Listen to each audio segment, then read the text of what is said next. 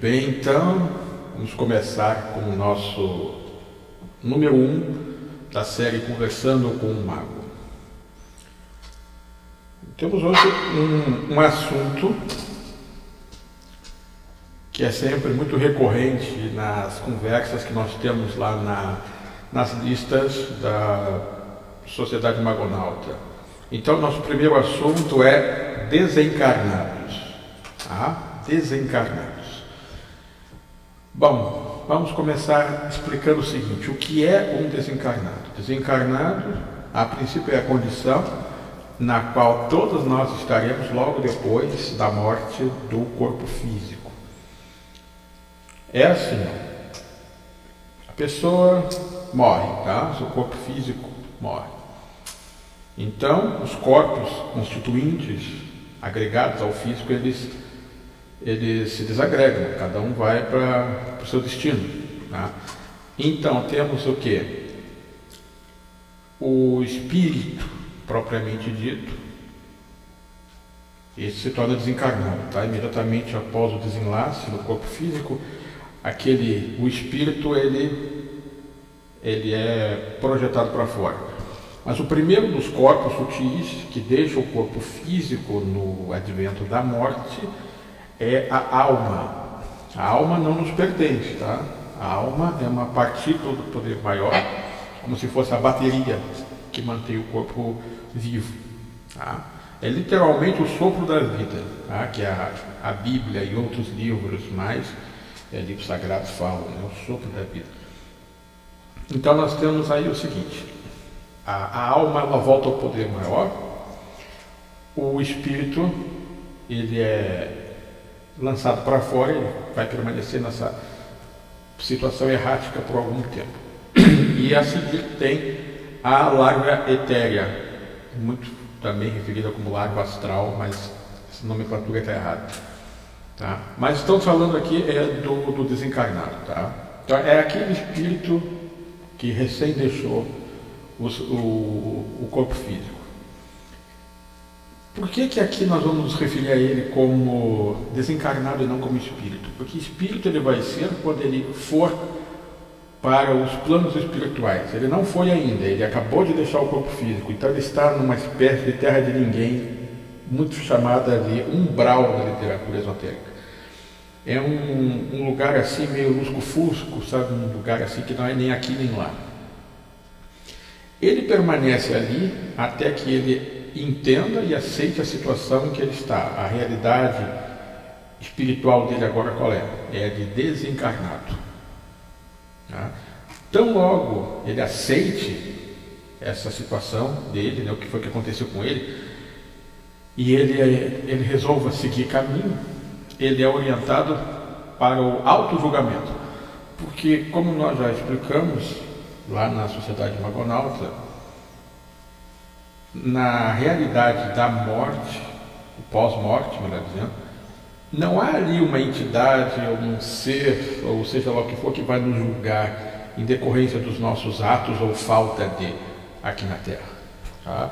Somos nós mesmos que nos julgamos, porque no auto-julgamento nós não temos o ego que vai justificar ou mascarar as coisas, né? Então, o auto-julgamento é a conditio sine qua non para que o desencarnado torne-se espírito, tá? Ocorre que muitos desencarnados estão revoltados. Por quê? Ou porque a morte interrompeu algo importante que eles estavam fazendo, ou acham que estavam fazendo, né? Ou porque eles têm um desejo de vingança contra alguém. Enfim, tem assuntos inacabados aqui na Terra. Então eles não querem ir embora de jeito nenhum, tá?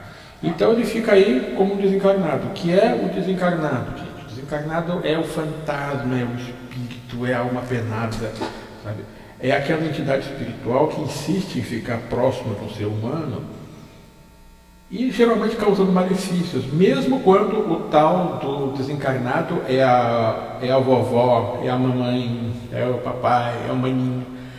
O desencarnado, ele por si só, ele é nefasto, ele está em revolta. Ele não aceita a situação em que ele está e ele acha que tem que ficar na Terra, muito embora a Terra não queira mais. Ele não é mais do plano físico, mas ele insiste em permanecer aqui. Tá? Vai acontecer o quê? Como ele tem que passar a maior parte do tempo no umbral, que é aquele território de ninguém, quando ele vem ao plano físico, ocasionalmente, ele vem, vamos dizer quase que diariamente, né? Ele vem uma temporada aqui, outra lá. Mas quando ele vem de lá, ele traz junto com ele aquela atmosfera saturada daquele umbral. O que é umbral, gente? Umbral, como eu disse, é uma região de desespero onde estão ali todos aqueles que estão em revolta contra a sua nova realidade espiritual. Então o ambiente é dos mais carregados que você possa imaginar, é aquilo ali. Como alguém escreveu uma vez, aquilo é o material do qual os pesadelos são feitos. Isso é um umbral. Tá? Então é aquela atmosfera pesadíssima que ele traz quando ele vem. Que é terrível. Porque quando ele chega perto, vamos dizer que é o seu pai. Tá? É o fantasma, esse aí, o desencarnado é o seu pai.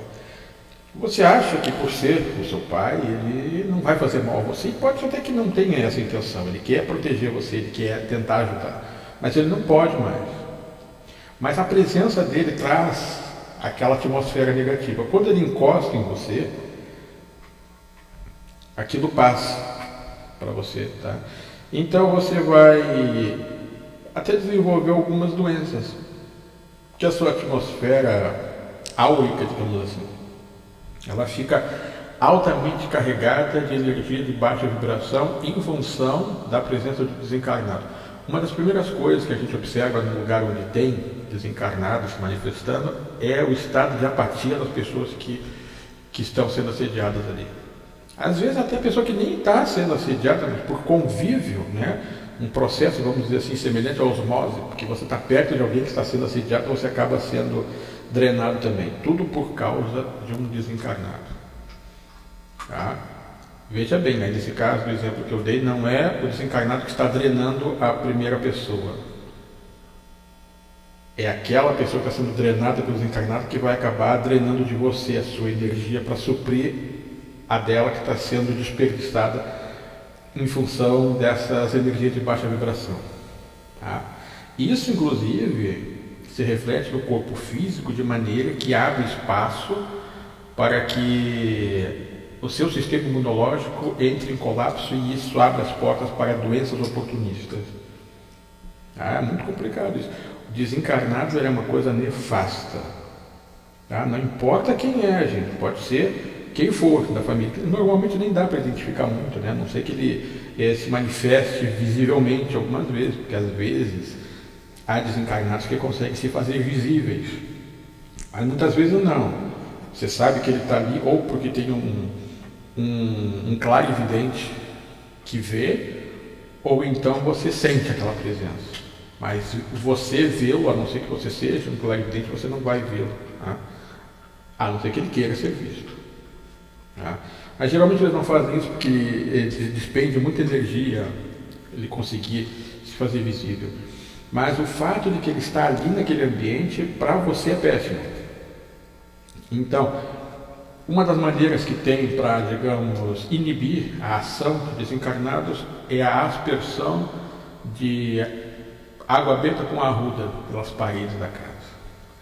Você vai fazendo isso recitando ou o Salmo 91, ou a oração do Papa Leão XIII, também muito boa, ou então aquela invocação de São Bento. Tá? Mas você faça isso se você acha que você está sendo assediado por esses desencarnados. Eles não são bons, gente. Entenda uma coisa, como eu disse, não importa quem é. Ele é nefasto, ele vai prejudicar você e você vai acabar se prejudicando tremendamente pela presença dele.